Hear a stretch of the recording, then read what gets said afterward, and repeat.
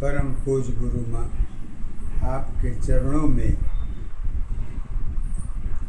सत सत चरण स्पर्श और आप ही के ज्ञान के द्वारा आप ही के उपदेश के अनुसार आज मैं श्रोताओं के बीच में कुछ प्रश्न ऐसे हैं जो कि जानना चाहते हैं प्रकृति और परिवर्तन की पहचान कहाँ तक किसके किसके साथ जुड़ती है, क्यों जुड़ती है, कैसे जुड़ती है। ये सवाल प्रश्नकर्ता के ही हैं, परंतु आज सत्य के आधार पर आपके विचार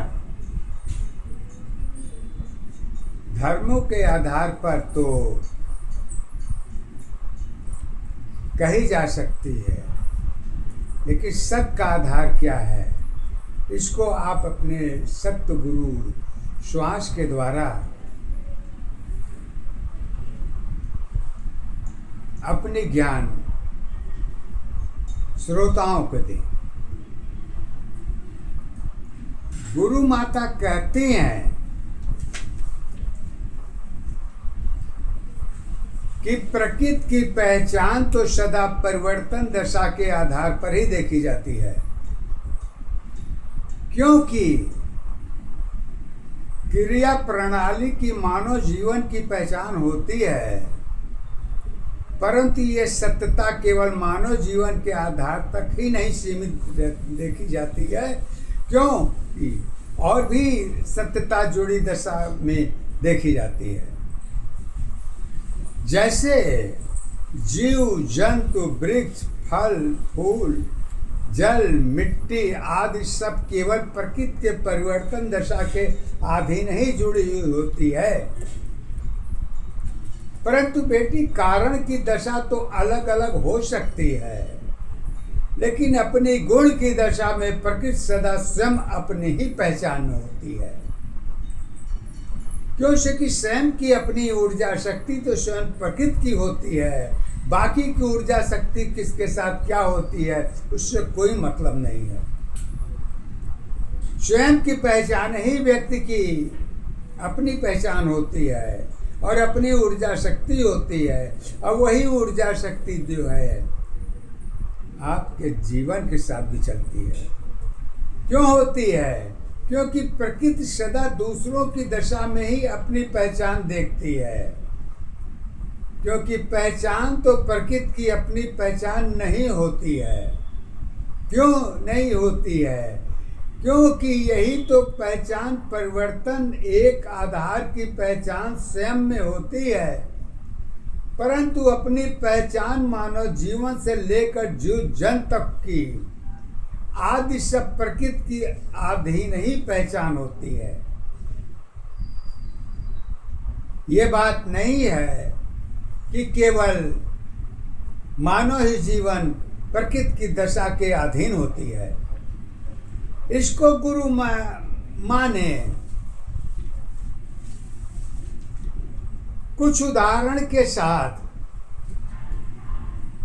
प्रकृति की दशा को अपने पद के द्वारा कहना चाहते हैं और बताना भी चाहते हैं। गद्य में तो बहुत कुछ है, लेकिन पद का व्याख्या जो है बहुत सीमित है, जो पद के आधार पर देखी जाती है उसको गुरु माँ ज्ञान के आधार पर प्रकृति की परिवर्तन दशा को सत्य के आधार पर पद के द्वारा इस प्रकार बता रही हैं। कहती हैं परिवर्तन की बीच दशा में परिवर्तन की बीच दशा में प्रकृति तुम्हारी कहाँ खड़ी है। परिवर्तन की बीच दशा में प्रकृति तुम्हारी कहाँ खड़ी है। भक्ति शक्ति सुंदरता में सत्य की अवस्था कहाँ खड़ी है। मानव जीवन कर्म अवस्था धर्म अवस्था कहाँ खड़ी है। क्यों? एक दशा आधारी अवस्था एक दशा पहचान है। एक अवस्था जीवन तेरी सत्य दशायाधार है। कमल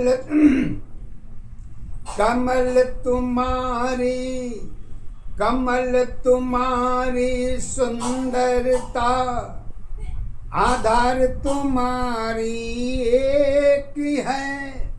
कमल तुम्हारी सुंदरता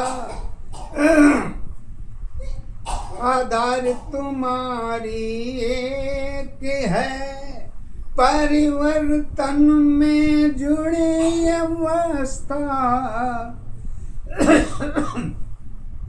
पहचान तुम्हारी एक है। एक दशायाधारी अवस्था एक दशा पहचान है। एक अवस्था जीवन तेरी सत्य दशायाधार है। कैसे?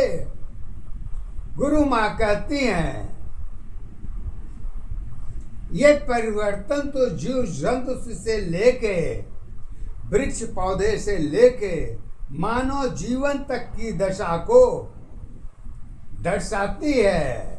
और जो मानव जीवन के साथ जो जुड़ती है वही प्रकृति की दशा जो है औरों के साथ भी व्यवहार को निभाती है। कैसे? सुख दुख में आधार तुम्हारी सुख दुख में आधार तुम्हारी सुंदरता में कमल तुम्हारी। सुख दुख में आधार तुम्हारी सुंदरता में कमल तुम्हारी। खुशी अवस्था सबकी सारी सब में तुम पहचान बनी हो। परिवर्तन की दशा अवस्था सुंदरता आधार बनी हो। आधार अवस्था एक दशा पहचान तुम्हारी एक है। सत्य जीवन की कर्म अवस्था धर्म अवस्था एक है। अब रही इच्छा की बात। इच्छा तो सभी जीव जंतु से में सभी में होता है। कहने की दशा हो या ना हो, लेकिन ऊर्जा शक्ति तो सभी में एक बराबर की होती है। उसी को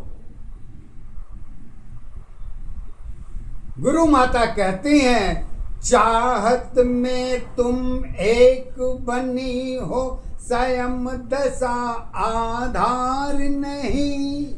चाहत में तुम एक बनी हो स्वयं दशा आधार नहीं। क्यों? परिवर्तन में जुड़ी अवस्था पहचान अवस्था एक नहीं। एक दशा आधार अवस्था एक दशा पहचान है। एक अवस्था जीवन तेरी सत्य दशायाधार है। क्यों?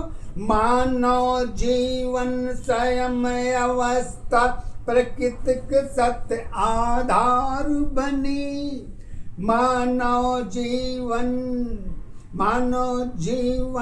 पहचान अवस्था प्रकृतिक सत्य आधार बनी।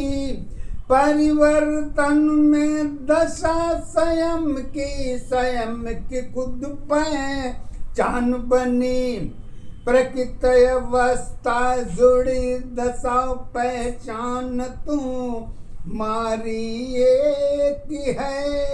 शक्ति भक्ति सारी अवस्था कर्म तुम्हारी एक है।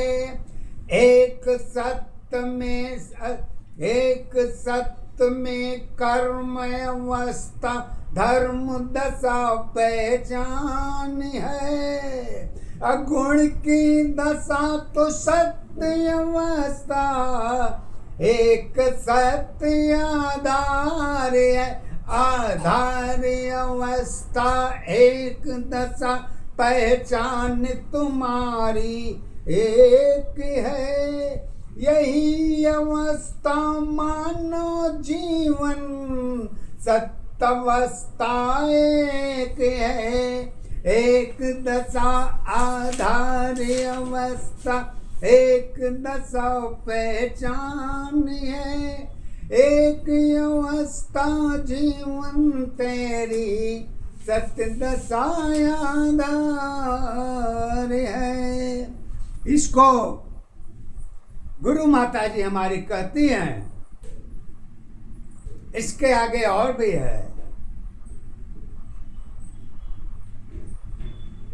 सत्यता की दशा जब कारण की दशा के साथ जब जुड़े तो कारण की दशा में तो बहुत चीजें होती है। किसी एक कारण के आधार पर किसी की पहचान को नहीं बताई जा सकती है। चाहे वो जन्म की दशा हो, चाहे आधार हो, चाहे पहचान हो, ये तीनों की दशा एक ही आधार पर देखी जाती है। किसी के साथ भी जोड़ लीजिए एनीथिंग। और यही प्रश्न हमारी प्रश्नकर्ता चित्रा गुरु माता जी ने परम गुरु माता जी से प्रश्न की कि जन्म जीवन क्या होती है और इसकी कारण की पहचान क्या होती है। तो गुरु माता जी ने कहा, चित्रा बेटी, जन्म और जीवन क्या होती है आम जीवन में सभी को मालूम है। जन्म जीवन आधार क्या होती है, परंतु सभी को मालूम है कि कारण के आधार पर ही आम जीवन के बारे में सभी लोग मालूम करते हैं। इसमें कोई शक की गुंजाइश नहीं है, सभी को मालूम है। परंतु गुरु माता सत्य गुरु तथा श्वास गुरु ज्ञान के आधार पर जन्म जीवन आधार का मूल आधार सत्य के आधार पर क्या होती है, इसी के बारे में गुरु माता जी बता रही हैं। देखो बेटी, शब्द के आधार पर पहचान की दशा दिशा पढ़ी जा सकती है, परंतु पढ़ने का कारण तो कुछ तो होनी चाहिए। आपके मन में अगर कारण की दशा यदि नहीं है तो कर्म की दशा कहाँ से पैदा होगी। तो मस्टली एक एग्जाम्पल यही है कि कारण की दशा सबसे जरूरी है। क्यों से कि कारण की दशा के अंतर्गत ही ज्ञान की पहचान पढ़ने तक की तय होती है या उसके ऊपर भी होती है। ये हमारी सद्गुरु चित्रा गुरु माँ का प्रश्न था। तो वो कहती हैं, गुरु माता हमारी कहती है कि ज्ञान की पहचान केवल पढ़ने तक ही नहीं होती है, या उसके ऊपर भी होती है, पर पढ़ने के बाद उसके ऊपर की ज्ञान की जानकारी नहीं होती। क्योंकि तो ये जानो कि ज्ञान की दशा स्वयं अपनी अवस्था तय करती है। कब करती है, कैसे करती है, इसको गुरु माता जी एक बार में बताना चाहती है पद के द्वारा। ज्ञान अवस्था जन्म दशा पहचान तेरी आधार बनी, रूप अवस्था सुंदरता की एक सत्य आधार बनी। तो कहती हैं कि ज्ञान तो जन्म की पहचान है और सत्य भी है, लेकिन स्वयं के जीवन से के अनुसार ही इसको देखी जा सकती है, तय भी होती है, और वो भी स्वयं के कर्म के दशा तक ही पहचान होती है। बेटी, ज्ञान जानकारी होनी एक अलग की बात होती है, परंतु सत्यता की गहराई को जानना एक अलग की बात होती है। देखो बेटी, इस ईश्वर को अपनी पहचान बनाना एक अलग है, होती है, परंतु क्यों होती है? ईश्वर के आधार में तर्क की जुड़ी अवस्था ही देखी जाती है। क्यों देखी जाती है? क्योंकि सत्य की पहचान एकाकार अवस्था की पहचान में होती है। मूल आधार तो जन्म की पहचान श्वास की दशा तक ही देखी जाती है। जाति, धर्म और जीवन की पहचान कर्म तक देखी जाती है, लेकिन परंतु दोनों की अवस्था की पहचान श्वास की दशा में ही तय होती है। कारण की दशा तो श्वास ही है। क्यों से गुरु माँ जी कहती हैं, श्वास अवस्था जन्म दशा पहचान तेरी आधार बनी, जन्म अवस्था जुड़ी दशा की एक सत्य पहचान बनी, पहचान अवस्था एक दशा आधार तुम्हारी एक है, सत्य जीवन की कर्म अवस्था धर्म अवस्था एक है। परंतु कहती हैं, सत्य की पहचान के आधार पर जन्म जीवन दोनों केवल उम्र की दशा तक ही गिनी जा सकती है। उसके ऊपर की पहचान जीवन नहीं होती है, क्योंकि सत्य की दशा यहीं तक की सीमित कारण की जुड़ी पहचान होती है। अब इसको उम्र के बाद जीवन की पहचान कहाँ रह जाती है? कारण की दशा तब तक जीवन के साथ जुड़ती है जब नहीं भी जुड़ती है, क्योंकि जन्म जीवन की पहचान ही नहीं एक हो सकती है। यही जन्म जीवन की पहचान होती है, सत्य की यही। परंतु धर्मों के आधार तो बहुत हैं, पर सत्य की पहचान वह भी है। ऐसी सत्यता के दो आधार होते हैं। बेटी, जीवन का भाव इतना सरल नहीं है जिसको कि इतनी आसानी से कही जा सके और इसको पहचानी जा सके। व्यक्ति तो पहचान सकता है जीवन क्या होता है, जन्म क्या होता है। वो पहचान केवल एक ही आधार सीमा तक देखी जाती है, खाना पीना, सोना, उठना, बैठना और अपनी इच्छा अनुसार कर करना। यहीं तक की जीवन नहीं होती है। क्यों से कि अगर कारण का पहचान अगर न जुड़े तो जीवन की पहचान कहाँ जुड़ेगी? तो देखिए, इसको गुरु माता जी ने अपने पद के आधार पर थोड़ी व्याख्या देना चाही हैं।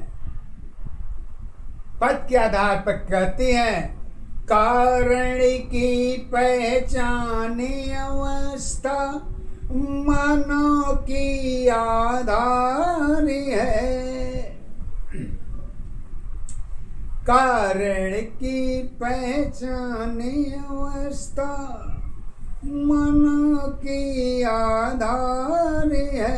आधार अवस्था एक नशा की जन्म की पहचान है। क्यों? ऊर्जा शक्ति भक्त शब्दों में ज्ञान जुड़ी आधार है।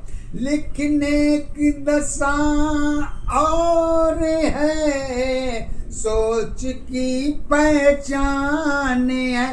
पहचान अवस्था एक दशा, आधार तुम्हारी एक है। सत्य जीवन की कर्म अवस्था धर्म अवस्था एक है। एक मन की भूख नहीं है।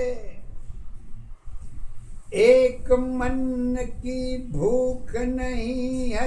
आखिरी इच्छा क्या होगी?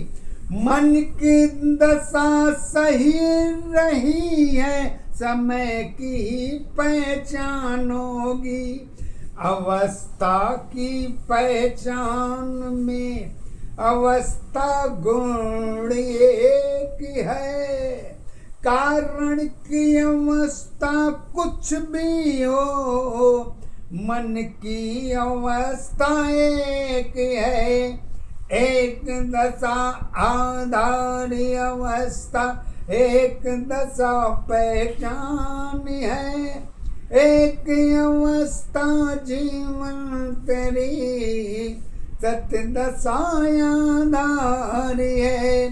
सत्य की दशा एक है, श्वास तेरी पहचान है।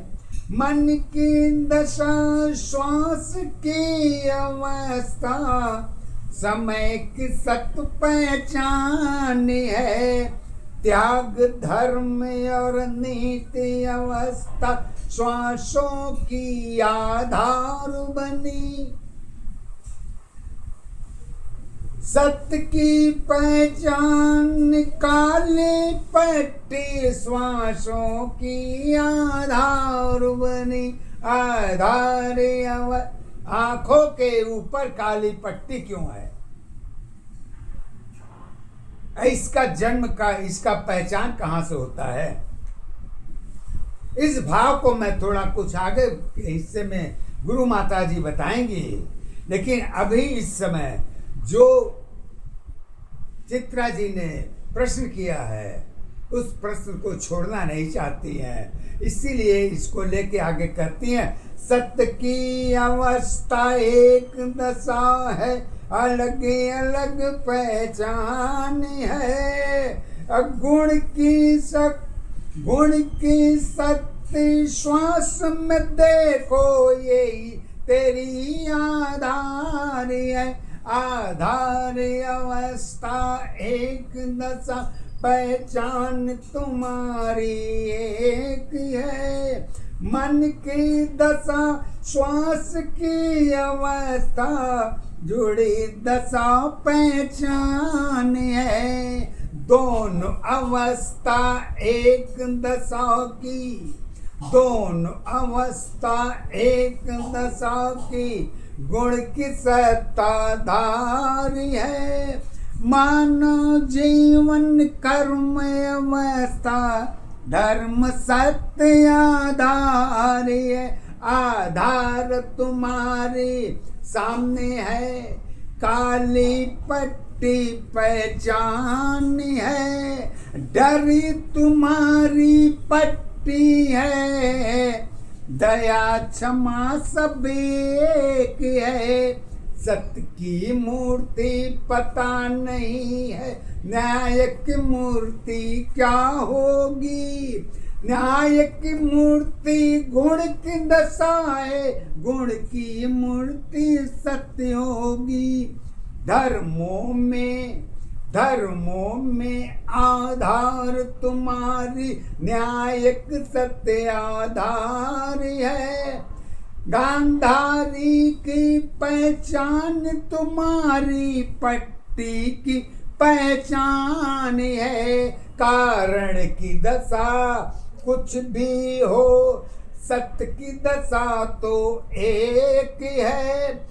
महाभारत की पहचान में गांधारी सत्ताधार है। कर्मों के आधार पर दुर्योधन की पहचान है। आंखों की पट्टी सत्य दशा में मोह माया आधीन है। आधीन अवस्था प्रेम दशा रिश्तों की सत पहचान है।